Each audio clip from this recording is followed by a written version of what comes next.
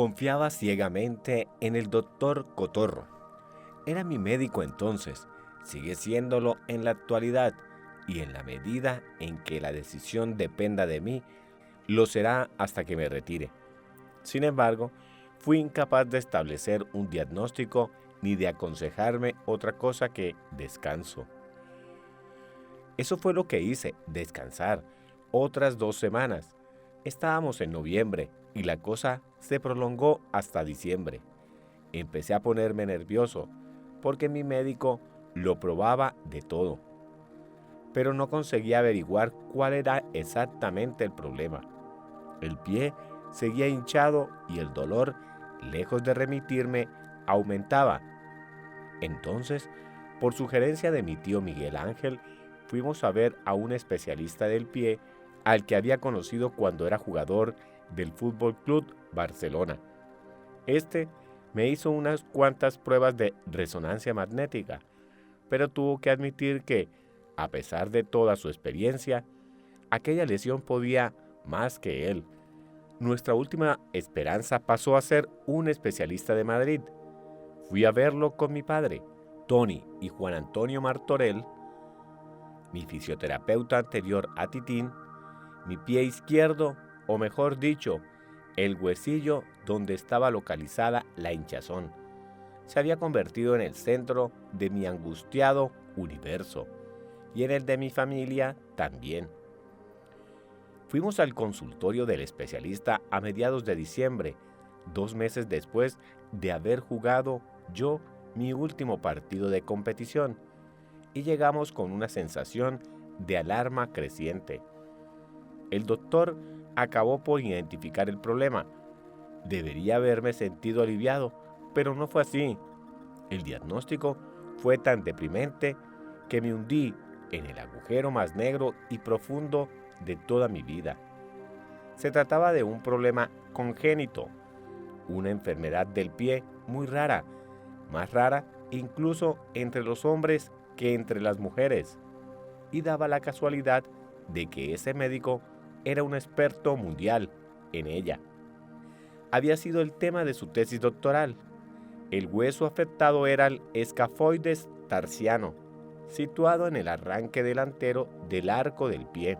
Si el escafoides tarsiano no se osifica bien, es decir, no se endurece, como es habitual que ocurra en la infancia, el sujeto sufrirá dolorosas secuelas de adulto, tanto más si el pie se somete a reiteradas tensiones, de esas que son inevitables cuando el adulto en cuestión es un tenista profesional. El peligro es mayor si, como había ocurrido en mi caso, se ha sometido al pie a una actividad muy intensa durante los primeros años, en que el hueso no está formado del todo. La consecuencia es que el hueso se deforma, crece más de lo debido y puede astillarse con facilidad, que era lo que me había sucedido el año anterior. Me había recuperado, pero al desconocer el problema no le había prestado mucha atención y las cosas se habían complicado mucho más. Esta inflamación del escafoides tarsiano, un hueso que yo ni siquiera sabía que existiera, resultó ser mi versión particular del talón de Aquiles, el punto más vulnerable de mi cuerpo, el más destructivo en potencia. Tras diagnosticar la dolencia, el doctor dio su veredicto. Podía suceder, declaró, que nunca más pudiera volver a jugar a tenis de competición. Cabía la posibilidad de que me viera obligado a retirarme, a los 19 años, del deporte que representaba todas mis ilusiones. Me vine abajo y rompí a llorar. Todos lloramos. Mi padre fue el primero en recuperarse y trató de controlar la situación, mientras los demás mirábamos al suelo con impotencia. Se puso a trazar un plan. Es un hombre práctico y tiene el instinto del líder que aparenta calma y tranquilidad cuanto más negras están las cosas. Animoso por temperamento, piensa que ningún problema es insuperable. No es deportista, pero tiene mentalidad de vencedor. Por eso, el resto de la familia dice que he salido a él en lo de ser competidor. Es posible, pero aquel día, más lejos que nunca de una pista de tenis, yo no estaba animado ni veía ninguna salida. Me sentía hundido. Todo el horizonte hacia el que había orientado mi vida se estaba desmoronando ante mis ojos. En medio de aquel lúgubre ambiente, mi padre arrojó el primer destello de luz. Dijo dos cosas. Primera, que confiaba en que encontráramos una solución. Las palabras exactas del médico nos recordó que habían sido que cabía la posibilidad de que la lesión pusiera en peligro mi carrera. Segunda, que si todo lo demás fallaba, podía dedicarme a mi última y creciente pasión, el golf. Con todo el talento que tienes y esas agallas, dijo, no veo la razón por la que no puedas ser golfista profesional. Aquella noción, más bien lejana, tendría que esperar por el momento y con un poco de suerte, toda la vida. La pregunta más inmediata que había que hacer al médico era, ¿había alguna solución? Y si la había, ¿cuál era? Poco dado a la cirugía, que era una solución arriesgada y apenas comprobada, dijo que había una posibilidad, un poco trivial y ajena a la medicina. Podíamos modificar las suelas de mi calzado tenístico y mediante un proceso milimétrico de ensayo y error, ver si dábamos con la forma de acolchar el hueso lo suficiente para reducir la tensión que yo siempre había imprimido a aquella zona del pie.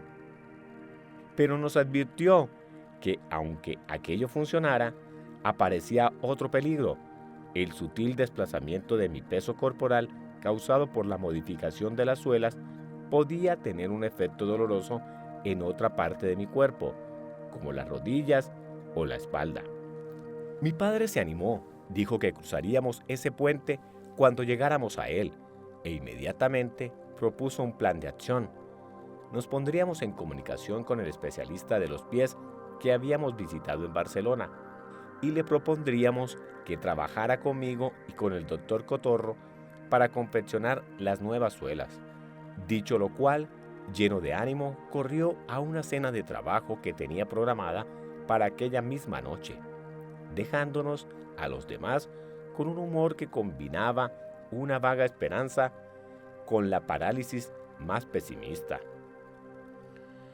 Después de todas las desilusiones de los 2 últimos meses y la sistemática incapacidad del hueso para recuperarse, me parecía que no había mucho motivo para creer que la solución del zapato mágico fuera a funcionar.